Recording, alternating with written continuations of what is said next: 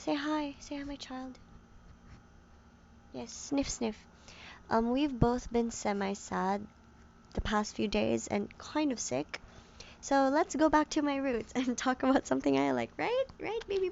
Oh, okay. I don't know how that sounds on the mic, pero sige, go. Um, Isang buwan nang nakalipas, pero hanggang ngayon pinapag-isipan ko pa rin Never Have I Ever by Isabel. It's one of the best short stories I've ever read. Naiwan ko sa QC, yung kopya. But I will try to attempt to recall the entire book right now just for you because I don't think anyone else that I know is ever gonna read it. Sadyang I really think na the only reason why I managed to get a copy of it was because someone may nagpa-reserve dun sa branch ng fully book na yon, tapos hindi niya na-claim, tapos kinuha ko. So, if you were that person, thank you. You have like really great taste.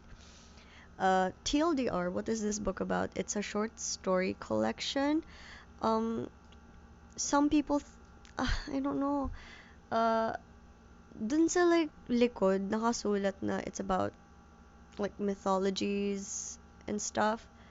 But I'm pretty sure that's like kind of misleading since semi-review, but not all the short stories are aligned to that concept idea of like Filipino mythologies. Some of them are like more sci-fi and speculative, others are just pure rom-com, and others are like pure horror. So if I had to describe what this book was, it's it's written by an all-girls school girly, a Catholic all-girls school girly with Catholic religious trauma and is questioning their sexuality and is unsure of where they are in life. Yeah, that's the vibe of this book. Yeah. I'm gonna try to look for the chapter titles because I forgot all of them. Some of them I didn't really enjoy so much, and you can tell by how I'm gonna talk about them. But some of them, like, I eat up until now, hanggang ngayon, it still haunts me. What's the title again? Never have I ever. Isabel, yeah. Chapters. I hope this is sufficient. Sufficient!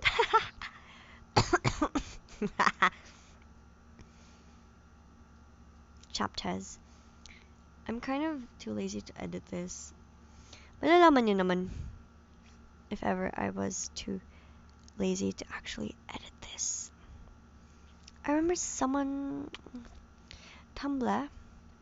Basically, the first chapter, the first story pala, is called Good Girls.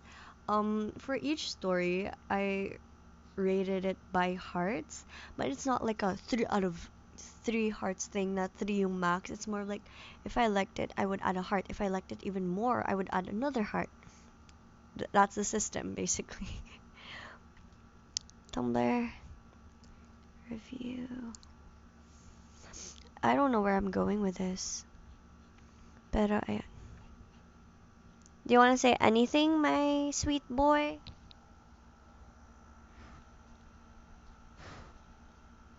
That's very insightful. Thank you. Hala, alam kong... Okay, fine. Let's just open this one. Baka naman meron silang kopya ng titles. No. Ooh! Bro, basta hindi ka. Bro.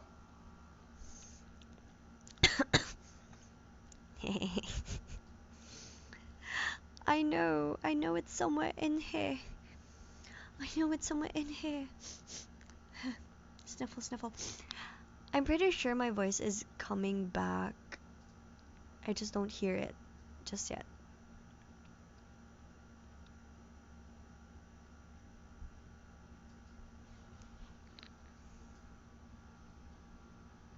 Hahaha. Nandito lang mag-isa sa kwarto. Hahaha.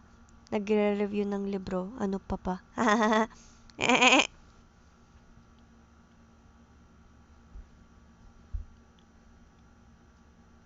OMG! Oh, never mind. I was like, oh, my reviews on Goodreads? I don't even use Goodreads anymore. Sim pala hindi. It's just connected there. Slay.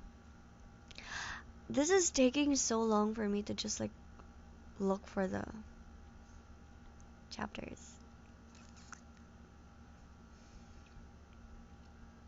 Hi, ayun! Okay.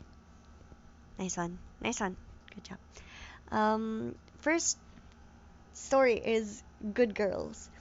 Good Girls TLDR is about um a retreat rehabilitation center in the States to reform the girls to be good. Actually, yun yung isa sa mga shocking things about this book. I didn't know that it was like set in different places. I don't know why I assumed that it's set in the Philippines purely. And it took me by surprise. Nah, the first story is not set in the Philippines. It's set in America. Nice one, my baby boy. Okay. Um, it has like one thing that you will notice with Isabel Yap's writing is that she likes to alternate the narratives, the narration, the perspective. So there's two perspectives that we're following here.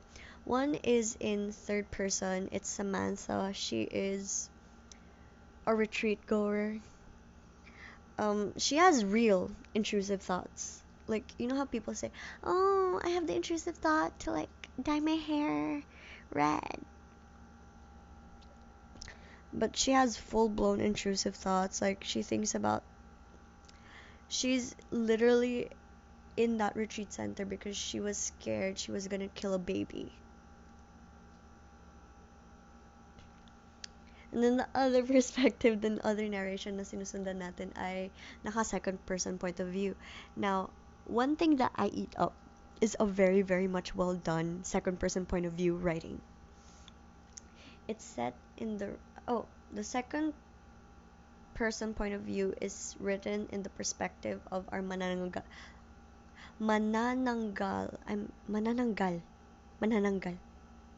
I'm sleepy, I'm tired, I'm in need of Coke float. Anyway, yeah. If you remember anything, if you follow me on my stories, you may have seen the first page of the story. It's the one where naka second person point of view, tapos nakasulat, you have to leave in the morning, blah blah blah blah blah blah, and you hope and sheesh. And you hope that your boyfriend says, "Okay, baby, please don't leave," in the same way that he did, arched over you the next morning. And everyone was like, "Sheesh." I'm not giving justice to that line, but every time I made someone read that line, they're all like, "What book is this, bestie?" It's this book. Never Have I Ever. By Isabel Yap. Some of these works, by the way, are published online or like in other publications before it was published in the collection in itself. Yeah. Good Girls, I think, is published under like one of those like paid publications online. The Serve. I don't really remember clearly the specific proceedings. Basically, they form a friendship. It's kind of weird because Samantha, the American girlie with intrusive thoughts, she talks about why she's in there. Basically, she thinks about throwing babies off of like buildings or something, and then also like offing herself. Does she think about that? Hindi ko maalala. I am not a trusted source. I need water.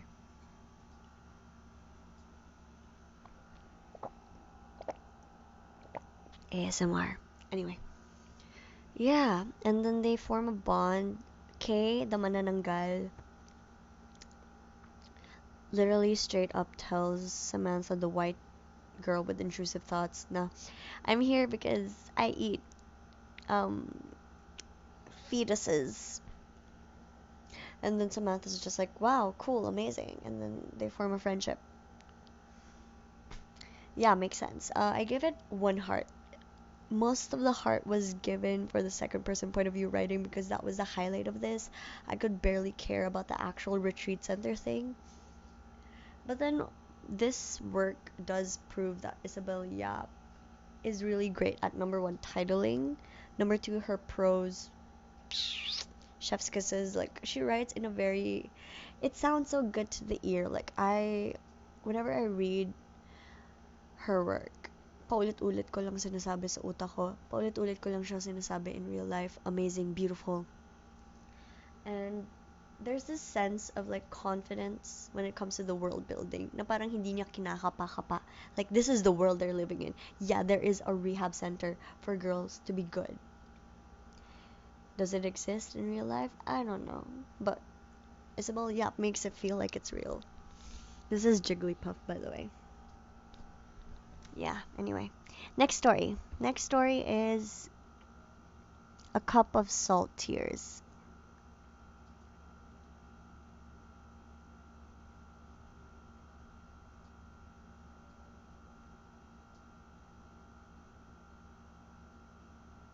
Okay, A Cup of Salt Tears.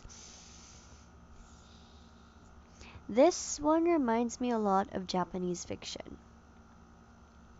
Not just because it's set in Japan and that it features Japanese characters, but the prose itself and how it flows reminds me of Japanese fiction. Trust me, I read Murakami, unfortunately. I've also read Mieko Kawakami and I forgot the other one. Oh, I also read Before the Coffee Gets Cold. There's this specific coldness in Japanese fiction that doesn't really vibe with my brain. It's like this cold sadness, emptiness, whiteness. Maybe it's a matter of translation. Maybe it's a matter of something else that's just not clicking in my brain. But yeah. That's why this story didn't get a heart from me. But then I think you would like. I think a lot of my friends would like this because a lot of my friends love Japanese fiction. Yeah, I'm not judging you. I'm judging myself. A Cup of Salt Tears is also for the sad boys, sad girlies out there that are regretting their life because they feel like because you feel like you're not anymore at your peak and you're just life is living you and you are not living your life. So it's set in an onsen, like the Japanese sauna thing where you get really naked. And that's important because our main character, I forgot her name, but it's a girl. She used to be a former model, but then she married this ugly guy. And now she's not a model anymore and he's terminally ill in a hospital. And by the way, if you think na I'm mean for calling him ugly, she calls him ugly. Like, nakakailang paragraph hindi naman paragraph, pero like, nakakailang beses si Ateng na, he's not that handsome, he's kinda ugly. So, yeah, maybe he is ugly. So, ayun nga, she's in an onsen, tapos mag-isa lang siya doon, tapos she's trying to relieve her stress and her regrets in life in general. She's trying to accept her faith or whatever. And then a kappa, like a kappa. Wait, I'll show you a picture of a kappa. Kappa. Kappa. Actually, I haven't searched a kappa, pero in my brain, iniisip ko lang yung sa Plants vs. Zombies. Kappa. Kappa. Kappa. And then the Kappa's like, I'm so in love with you, girly, cause like, I saved your life. Don't you love me too? Basically, the story is just that. Our main girly going like, my husband's ugly, but he's also sick. And I think I love him. And the important thing I drew from here is it's symbolic kasi the way that she described her husband is the same way she's describing the kappa. And then at the very end, I'm not giving these stories justice. I'm just realizing right now, but then I just needed to talk because I like talking. Yeah. Anyway, kappas are violent, and then the kappa's like, feel lucky, girly, because I would eat you. But then I'm not, because I saved your life, and you matter to me, and I love you. And somehow they form an affair, they fuck around. The worst, trying not the worst, a bad interpretation of fuck around and find out, in my opinion. Yeah, and I just distinctly remember sa dulo, like, ate girl gives up something, like, pursuing the affair with the capo meant, like, having to give her heart to him. Yeah, next story. Another thought, by the way, about this short story collection. I love the short stories, but I don't really like how it was curated. It wasn't so much of a vibe. Like, the first half w- was lacking compared to like the second half. The second half was like really great. The first half, I could see the vision it was trying to go for. It was giving like pieces that were like semi heavy and then like heavy and then like light, alternating just to keep you afloat. But then the thing is, like, girl, if you just, some books are just depressing and like anxiety inducing and like pursue it fully, girly. You don't need to try to make me happy or something. Something. Makdo daw.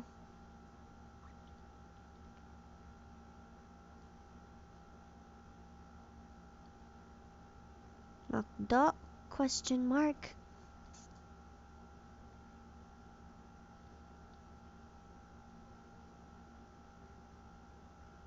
Anyway, next story. Before the answer. Milagroso. Milagroso, I gave it 2 hearts. It's more of speculative fiction and sci-fi as opposed to like the other stories that are more horror. Unless you may find this situation horrifying and it's not super much rooted in mythology.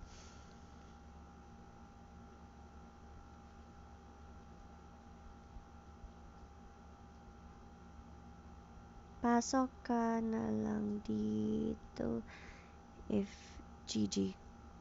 Anyway, Milagroso is about this speculative future in the Philippines. They were taking you around the world, first in America, then Japan, and then the Philippines. Maybe it's a worldwide tour or something. Okay, so I lost my train of thought. Yes, ano sinasabi mo? Do you want to say something for the crowd? You're camera shy? Okay.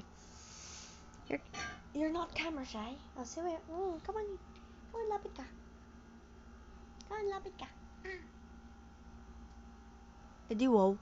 Okay, so Milagrosa is about this speculative reality in the Philippines where we're not eating food anymore. We're eating like may specific term na ginamit. Basta it's like mashed ingredients to mimic food, but it's not actual real food. Yeah. And the people at that time have never even tasted real food anymore because they were all eating synthetic man-made food.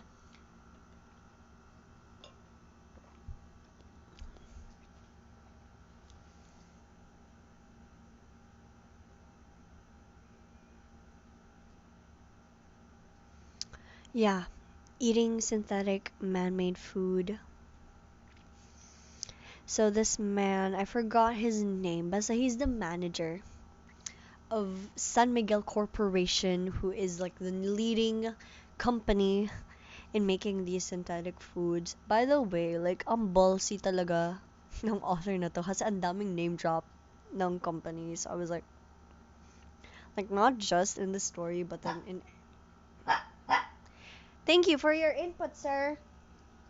Yeah, wait lang.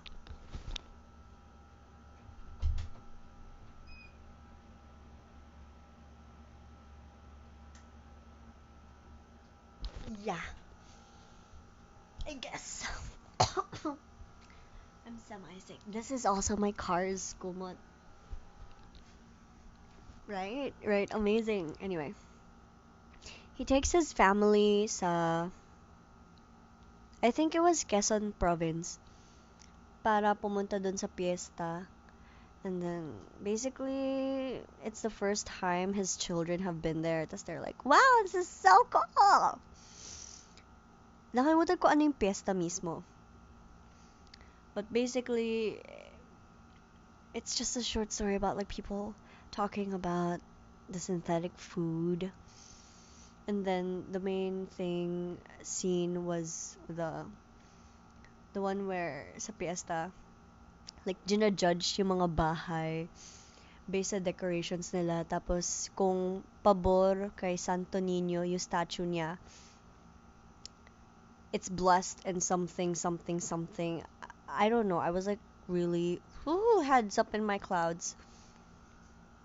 Clouds up in my heads. Parang mali. Anyway.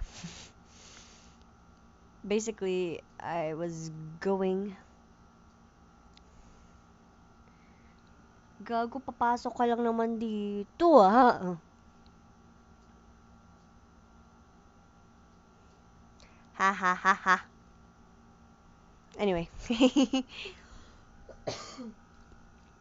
And then this one house wins. And then something happens. Like, tumingin si Santo Niño. Hi, Richard. Anyway, natakot ako dun.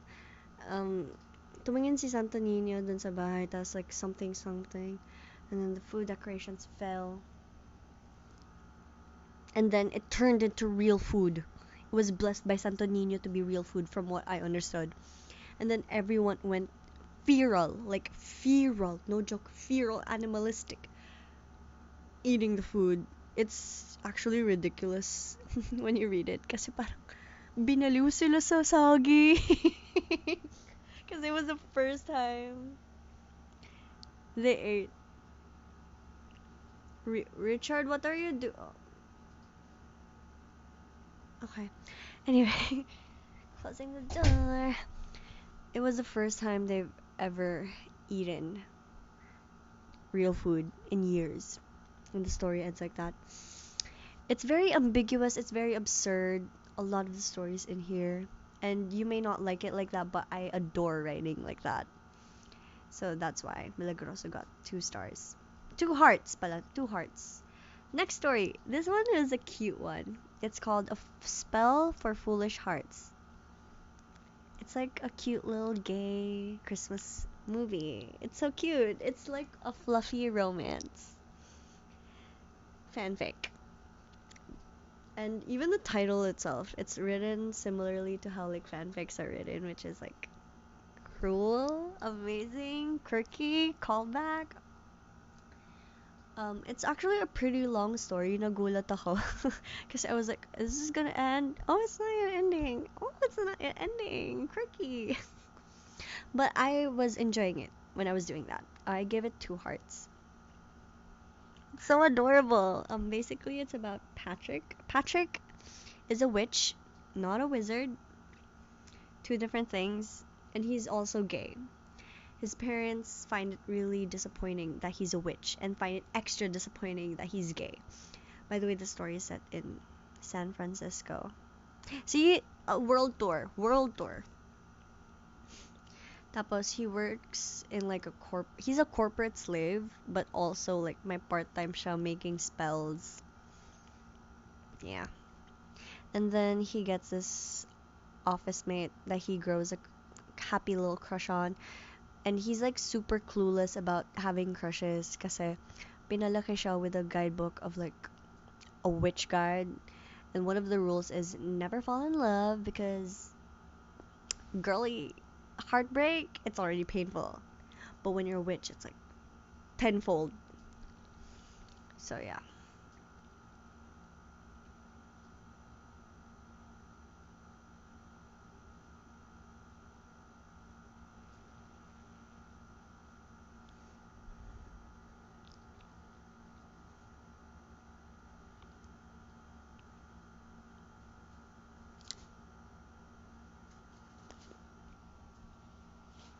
Anyway, it's basically a whole montage of miscommunication, confusion with feelings, and all that. What are you doing, mister?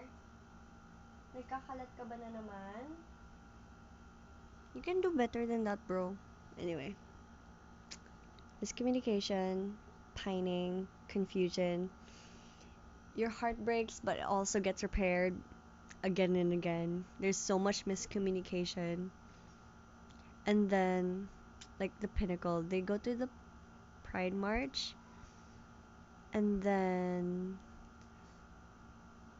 Patrick, our main witch, our gay witch character, main character, finds out his crush consumed this love spell that he made. He accidentally gave him the love spell, and then he went into like, what's the word? Basta, nalungkot siya, tapos nag-isolate, tapos being the noble idiot he was like, you don't actually like me. This was a love spell, bro. That's his crush literally goes, I'm like a really, really old spirit thing. Haze, I forgot the name.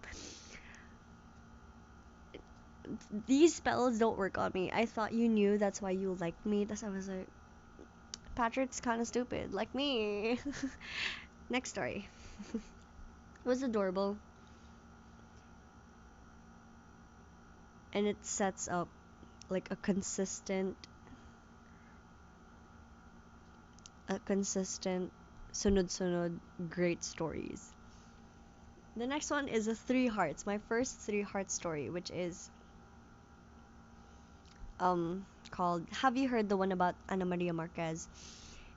Classic ghost story writing format. The ones that you read on Facebook or like, ano yun? K-Zone, Total Girl, mga magazines. I love it! As in like, as a girly who grew up hearing those ghost stories, ghosts, multo kwento. Mga kwentong ganon. Ever since I was a kid in school, I ate this up.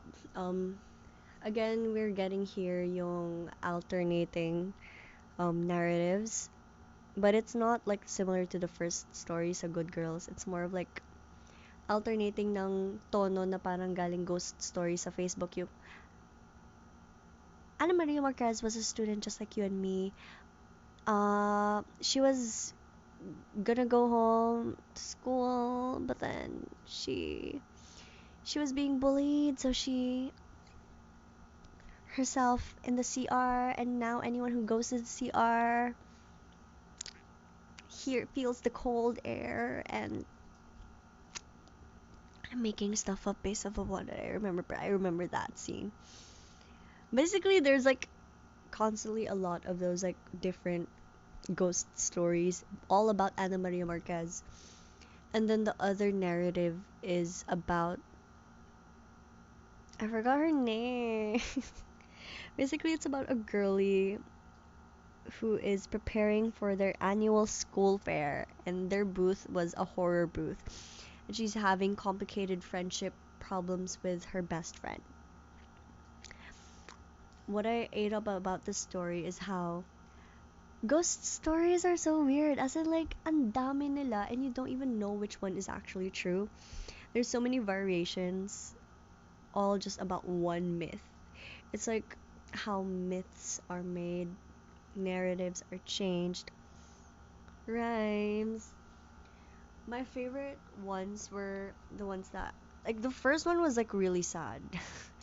It was, and horrifying actually. It was about Ana Maria Marquez going going home late. Tapos yung isang guy SA'd her, and put her corpse on a tree. Inside the tree pala.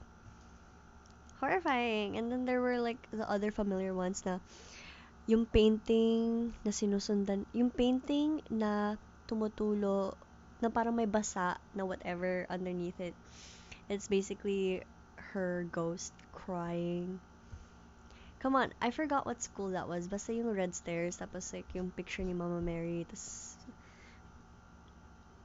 kaya nga red stairs kasi galing yung luha sa mukha niya. Yeah.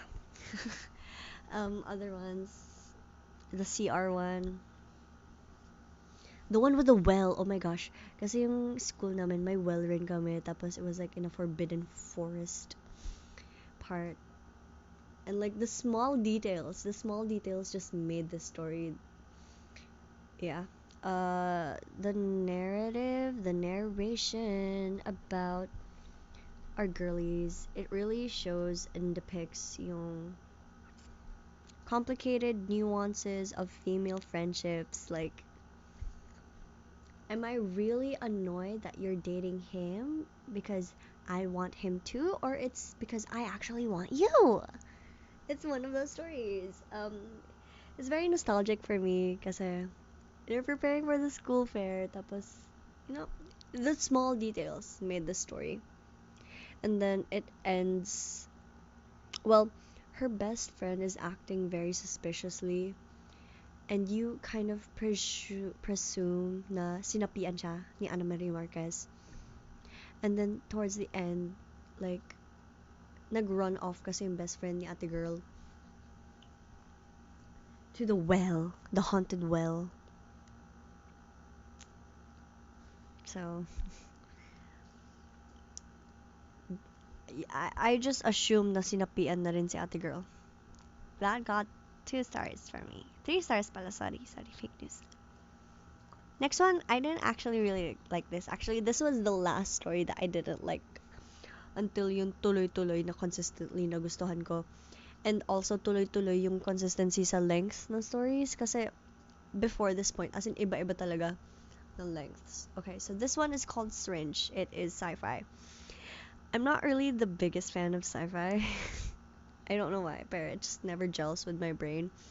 Especially sci-fi that involves robots or AI. Like, my attention span can never, ever since I was a kid, hindi ko kinaya ang Star Wars. I've yet to actually watch Star Wars in its full glory. Yeah, anyway. You know that episode sa Phineas and Ferb na nag-away, nasa Comic-Con sila or something, and then nag-away si Phineas and si Ferb kasi si Ferb nandun siya sa mga Lord of the Rings bros and Phineas was like with the Star Wars bros. I'm with Ferb. Charing, I'm with Candace. Ducky Momo. Girly has... Oh, Richard, why are you there? Ayaw mo sa kama? You don't wanna be beside me? Okay. And then there's another one that I'm using as a tripod. Syringe is basically about how there's a hospital with nurses, except they're not real people, but they're AI robots. Basically, we learn about how a robot learns how to be empathetic. That's it. That's really it. I mean, it's pretty much a quirky perspective to have, but then I could care less. Next story, Asphalt River Mother Child. This was written in 2018, and it's about Duterte's war on drugs. Yeah.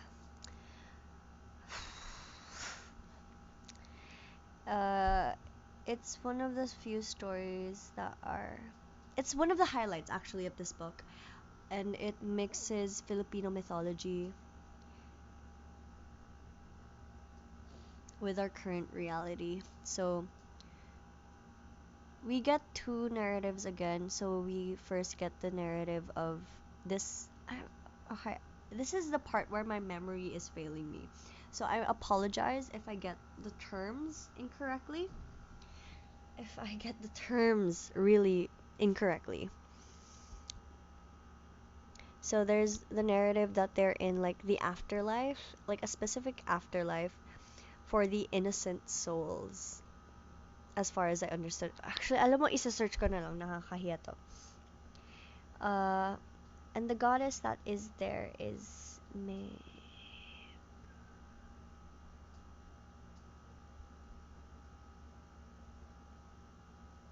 Mei Buyen, who is the goddess of the underworld. Mei This is kind of embarrassing. I'm so sorry. I can do better. I can do better. She is the goddess of the underworld. She has about 1,000 breasts, breasts that is used to feed the babies who died from childbirth or those who died at a young age. So now you get the concept. So now you get the concept of the story. And then the second perspective is written in, I forgot his name. You know what? I'm just gonna name him RJ. I think I'm right. Basta dalawang letters on RJ. And he is a police officer who thinks he's doing the right thing when he's doing the EGKs.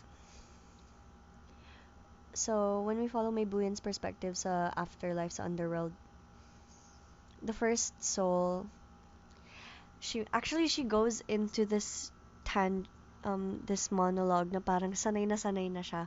She's so desensitized seeing such innocent lives lose their futures unfairly, and all she does in the afterlife is like just help them pass on to the next life. It's so sad. Anyway, um, the first soul is a young girl, like or a child, literally, and she gets she wants to get sad, but then she's so used to seeing this. And then we also flip to, ayun nga, yung perspective ni RJ na parang hindi nga siya RJ, pero nakakalimutan ko.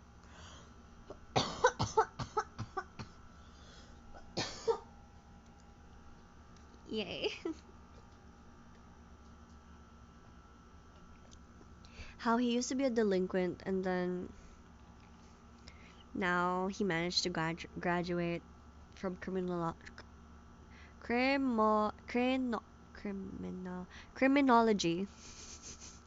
Ba't nahirapan ako dun? Criminology, tapos, ayun, police na siya. Tapos pangarap niya kasi ever since bata siya maging police. And how he thinks that what he's doing is the right thing kasi order to shoot, and deserve naman daw nila kasi ba't naman kasi sila nagda-drugs. Now, if you know the nuances of the situation in the Philippines na gawa-gawa lang yung war on drugs na yan para patayin ang mga kritiko ng administrasyong Duterte, pati it's very anti-poverty. Anyway, yeah. He believes that. RJ, the police guy. Let's just call him police. And he makes it a point to frame himself as like, I came from a marginalized group. I was poor and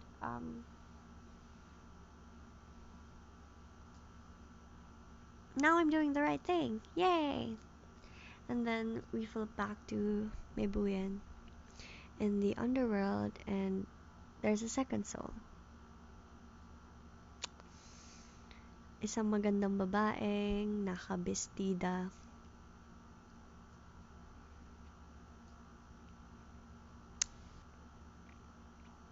She was a teen, galing pageant, transgender, a trans woman that was killed. And through her story, we explore how the struggles of being transgender here in the Philippines, ang nakakalungkot na estado ng paano tinatrato ang mga kapatid nating LGBTQIA+, dito. And then, I forgot the last, I'm so sorry, I really did forget the last soul. Basta tatlo sila. And Maybuyan was reaching her, like, limit. The way na my tone is changing. Anyway, she reached her limit na parang hindi katanggap-tanggap na ang daming nawawalang mga souls and like innocent souls, and hanggang ngayon hindi pa rin makamove on to the next life ang tatlong ito kasi for some reason she can't understand. So she goes up to the human world to visit another god na I forgot his name. And she finds out that the way she needs to fix this, to like make something, to do something, is to go to the police guy, si RJ. And she haunts him in his dream. This is the part where I'm like, kind of feels weird kasi, okay, may understanding tayo sa kwento na to, like may presumptions na produkto ng macho feudal na patriarchal society dito sa Philippines, ang gantong pag-iisip, ang pagiging violent, ang use of violence. And ito ang rhetoric basically that goes behind like EJKs and stuff. Pero I don't think it captured the actual, like, it went deeper into the roots of what the war on drugs is about. Yeah. Like, okay, nakita natin yung other side through the perspective of RJ the police, and oo, iba sa kanila na i-indoctrine, na iniisip na tama tong ginagawa nila kasi drug users naman yung mga pinapatay nila. Pero kasi that's not the case for everyone.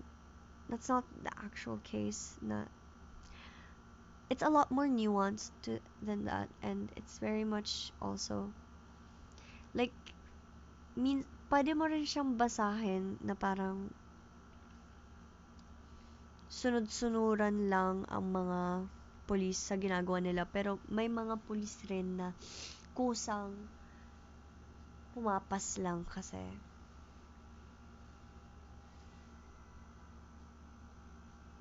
Yeah. And the ending, I don't know.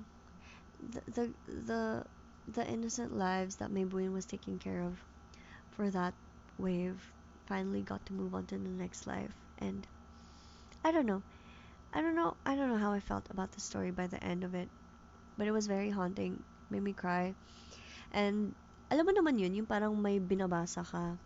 Tapos iniisip mo na, wow, this would be really great to be adapted as like a film. This would be really great to be adapted as a play, as in very, very much parang dula siya when you look at it. Of course, with like tweaks in the writing to make it more solid. And next is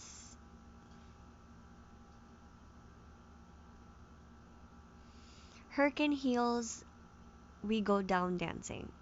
This is accessible online, except the one online is a different version than the one that was published. It's a 5-part story online about magical girls. Now that I think about it, it's kind of jarring. Seeing as what we came from, the story that we came from. It's not just about magical girls. It's about a group of magical girls fighting evil. And they've been doing this for years. Like, since they were in high school, and now they're at the point of their lives na kinakasal na sila. So, it deals with that sense of girlhood na parang it's kind of toxic na you wish that your friends would just stay the same as they were years ago. Kasi ayaw mong hindi mo kayang isipin kung ano magiging future nyo the moment they move on to like a different phase of their life.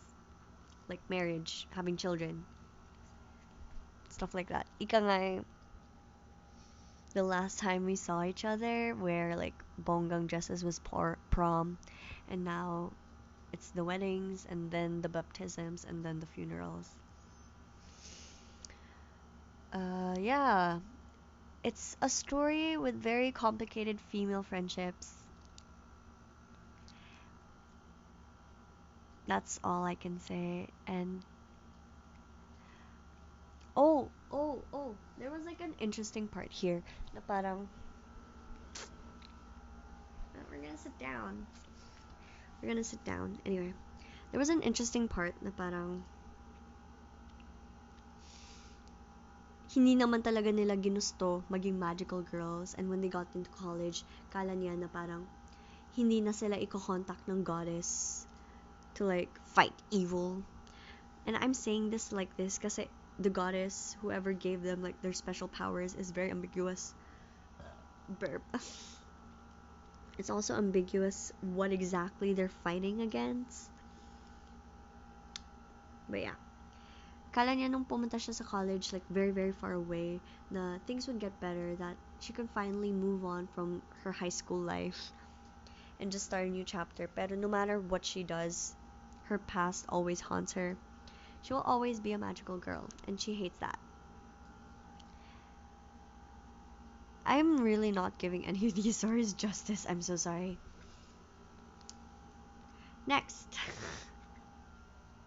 Oh, wait. I'm not yet done. Yeah, it's set in the bachelorette party. And then, like, the evil things terrorize them. And then they have to turn into magical girls. But they're all unprepared kasi they left it sa bahay. The charms that activate. Next story. One of my absolute favorites from this collection, Only Unclench Your Hand. Now, I'll give you another pause for the title. Only Unclench Your Hand. Isabel Yap is like really good with titles. As in, like, when I read that title, as in, I let go of so much tension in my body that I didn't even know that I was holding.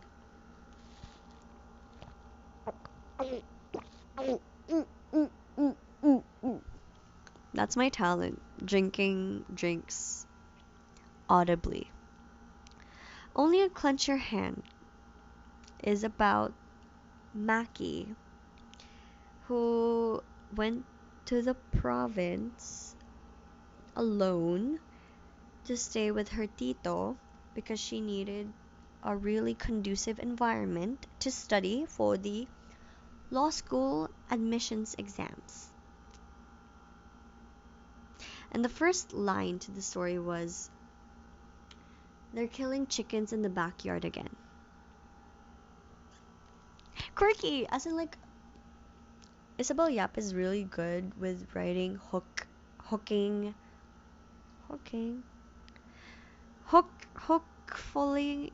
oh, very hooking, basta very hookful first lines that get you from the start pala. Yeah.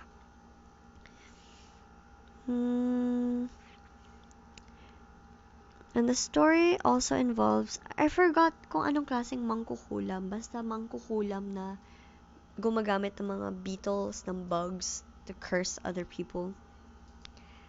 That's part of the story. Fun fact, this story, there's an audiobook of it, but then I don't really recommend it. You could listen to it sa mga any platform that you could listen to podcasts. Just search Only Unclench Your Hand, mahanap mo yan. But I don't really recommend it kasi the accent on that one, like the manong, and the ate Maki. Like, kaya ko pang tiisin yun. hindi ko kinaya tiisin yung accent na ginamit para dun sa probinsyano girl character. It's like one of it felt kind of racist, honestly. Not really racist, but it kind of felt off. And not a genuine representation of how like yung specific tono ng pagka-English ng mga taga-probinsya. For context, sa Ilocos to. Also, by the way, one thing that I really like in Isabel Yap's writing is dialogue. As in, like, very distinct yung kada dialogue to the character. Amazing. Flawless. Amazing. Anyway, she's a great writer. Basically, Maki is studying, but she's struggling to study because she doesn't even know if law school is for her. She studied economics nung college as pre-law, and she just went with it because it's a pre-law. She knows the goal is law, but then she's not 100% passionate about it because very subdued, very mellow. Hindi siya sobrang active type of person. So parang law school, pagiging lawyer, yung iniisip niyang future para sa sarili niya kasi yung buong pamilya niya, lawyers. And now you can see why I liked the story, right? And there were so many times that she's like, should I be a litigator? But then I'm not super. I don't think criminal justice is even for me kasi I don't have yung kamay, bakal na kamay for it. And then she suffers through like really bad headaches. See, she's so relatable. That's me. So, dinala siya sa isang healer na tinulungan siya. And then like one consistent symbol that we see in the story ay mga bugs. Because as mentioned, mangkukulam nga with bugs. Yeah, and then she's gay. Maki is gay. She likes this girl, the healer's daughter. But the healer's daughter had like a really bad relationship with this like very very very struggled man with like very fragile masculinity that's very violent. And he's threatening to like beat up the girl, his ex-girlfriend. Maki curses him in her brain. And then the next day, well, actually, sa gabi, she finds that same man barfing like weird stuff. And then kinabukasan, parang may something like hindi siya rashes, basta something close to that but worse and more terrifying and more horrifying. The next day, tapos ina-attempt siyang i-heal. Basically, yeah, mangkukulam pala si Maki. Maybe she does have the kamay na bakal or something. And yeah. I enjoyed that story. I'm just having a bad time recalling this.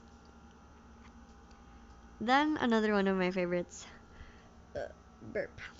How to Swallow the Moon. This one follows the this one is set sa sinaunang panahon. Tapos very much center to the story is yung myth patungkol sa Bakunawa. Now, I am not the biggest fan of like people using mga pre-colonial mythology in stories kasi parang actually not just stories, like in general, sometimes I feel like it's tokenistic. That's just me though. Like this isn't representative of all the artists that do that. Sadyang like I don't know. Yeah, but anyway, in the story I really did enjoy it. It's written completely in second person point of view. It's one of the longest stories I've read in second person point of view kasi not a lot of people do it consistently or like could pursue it in a relatively long form. We're following the perspective of a slave na trabaho niya, inaalagaan niya ang anong tawag doon? Binukot. And surprise, surprise, she's in love with the binukot. Pero, dahil parehas silang babae, tapos iba sila ng social class, hindi pwede to. At all. And she's constantly pining for the girl.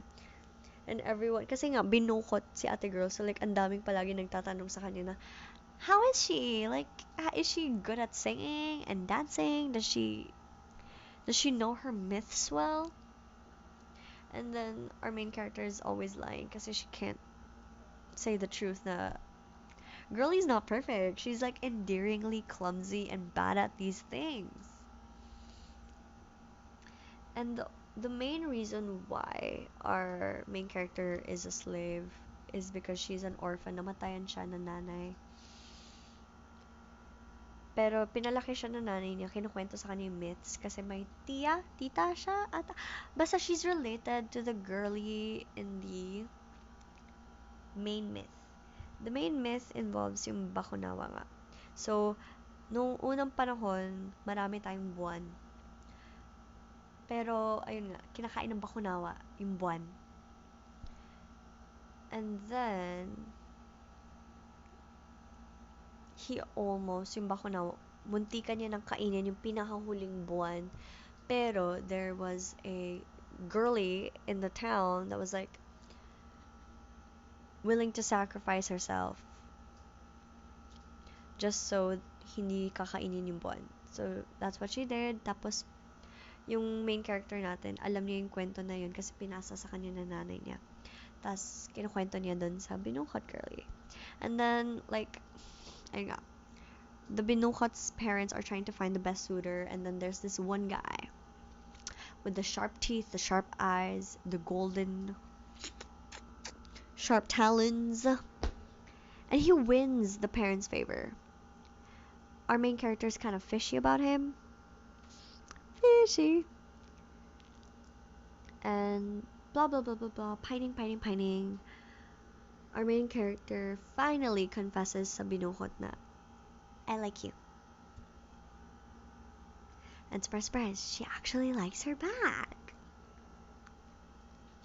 And it's cute for a few seconds until the night of the wedding na ang balak ay lalayas sila ng dalawa. So, our main character could be free and our binukot could be free and they could be free together. Except, nung hinihintay na ng main girl yung binukot, hindi siya dumating. Tapos, nahuli ni ate girl, sinundan niya. And then, kasama niya yung, like, the guy with the sharp talons. And apparently, yun yung Bakunawa. And our girlie, the binukot, sacrificed herself just so hindi kakainin ulit yung buwan kasi gutom na naman yung Bakunawa.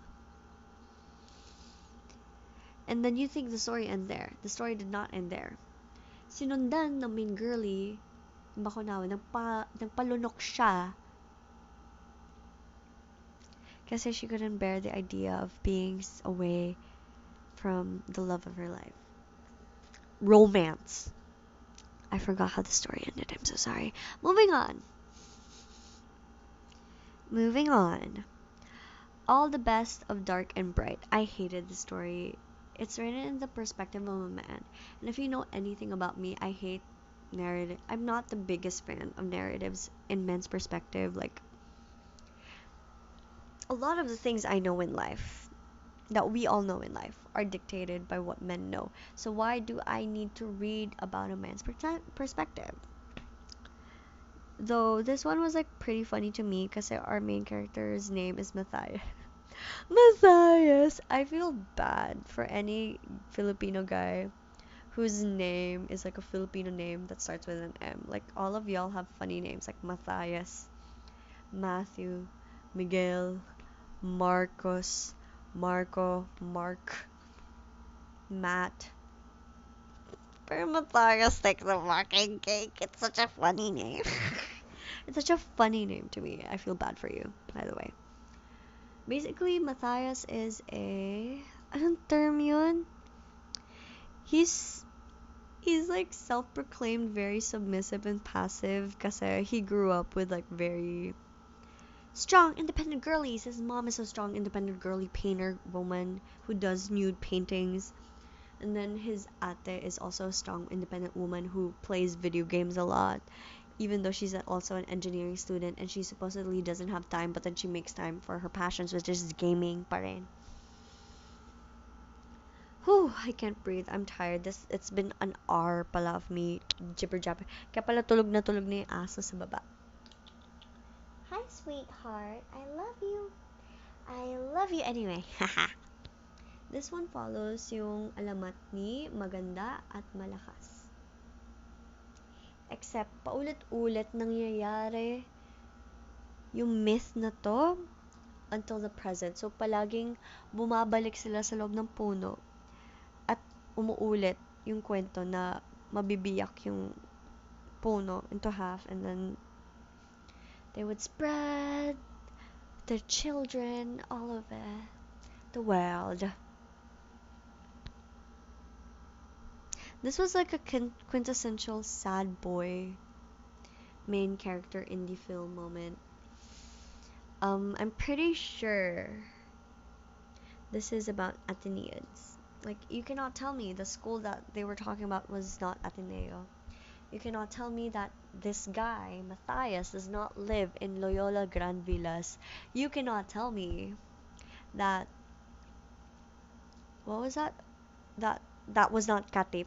You cannot tell me. You cannot tell me because I am 100% confident that this was written by an Athenian about Athenians. I, I didn't really like the story. It was very vague, ambiguous, sad boy. I don't care. I really don't care about his perspective. And like honestly, he's a sad boy sa simula pa lang kasi his girlfriend breaks up with him. And then he meets Maganda. And then they bond. But then I don't really see the chemistry. I don't really understand. I really don't. It was pretty boring. Yeah. Next story. Misty. We're down to our last two stories. Misty is horror. A horror story in itself. You will lose your mind with this one. Like, I honestly, ow! I honestly did not understand this. I'm hungry.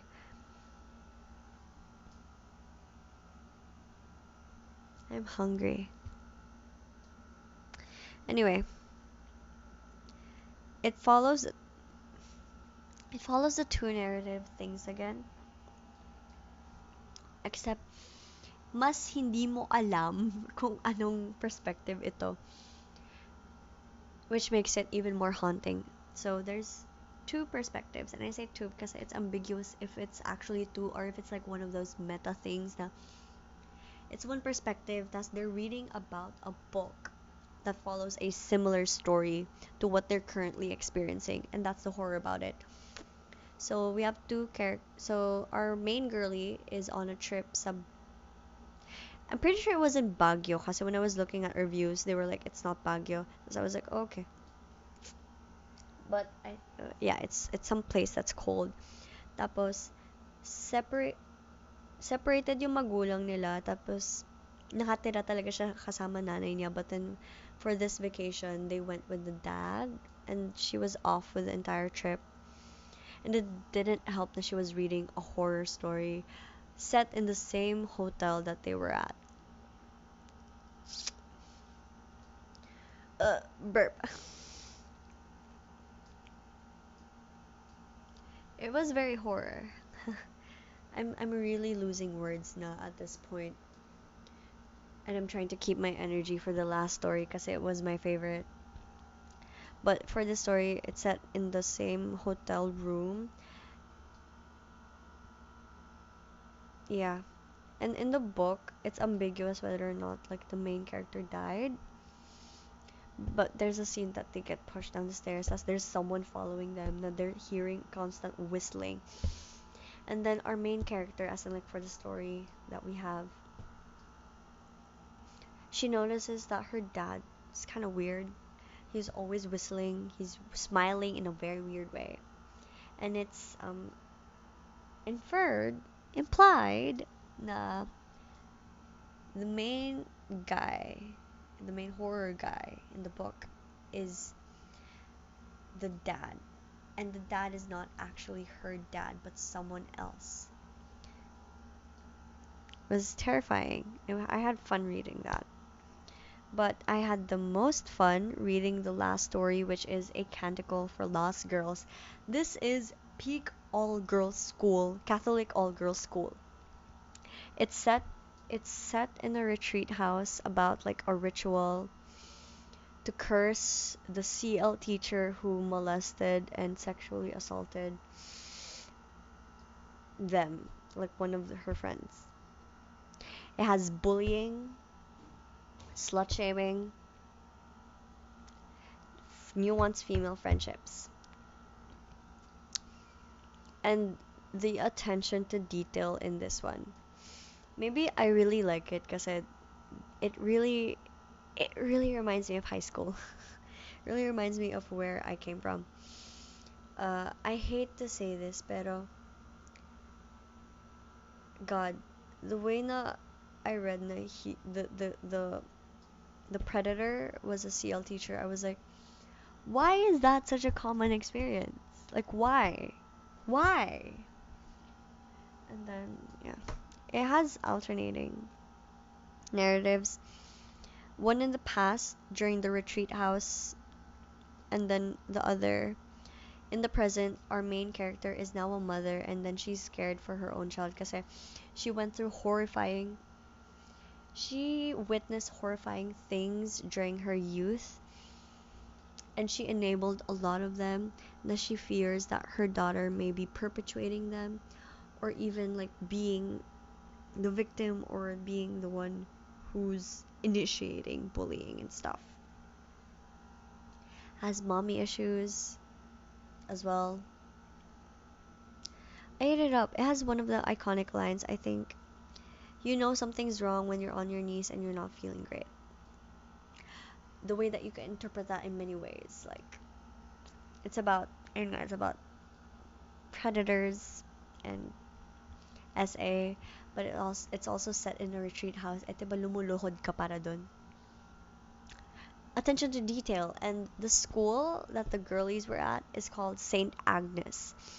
If you're not a stan for the saints, Saint Agnes is the patron saint for chastity, young girls, rape victims. And that's, I think, yeah.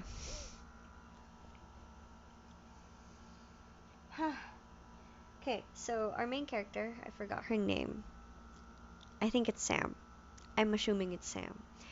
She's part of a three-friend group that they've been friends ever since they were grade 2. The other friends are Trisha and CJ. But then when they grew up, they slowly fell apart. Trisha became one of the popular girls, like the smart popular girl that people are scared of. CJ, she she she got bullied and was like the butt of the joke of their batch and was ostracized by everyone. And our main girl Sam did not help by ignoring CJ.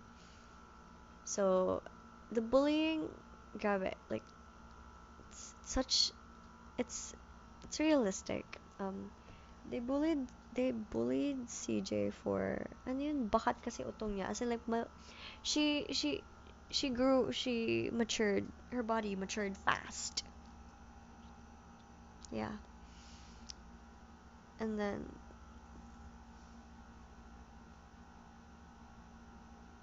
I'm really sleepy. I'm really sleepy. This is not working out, but I love this book.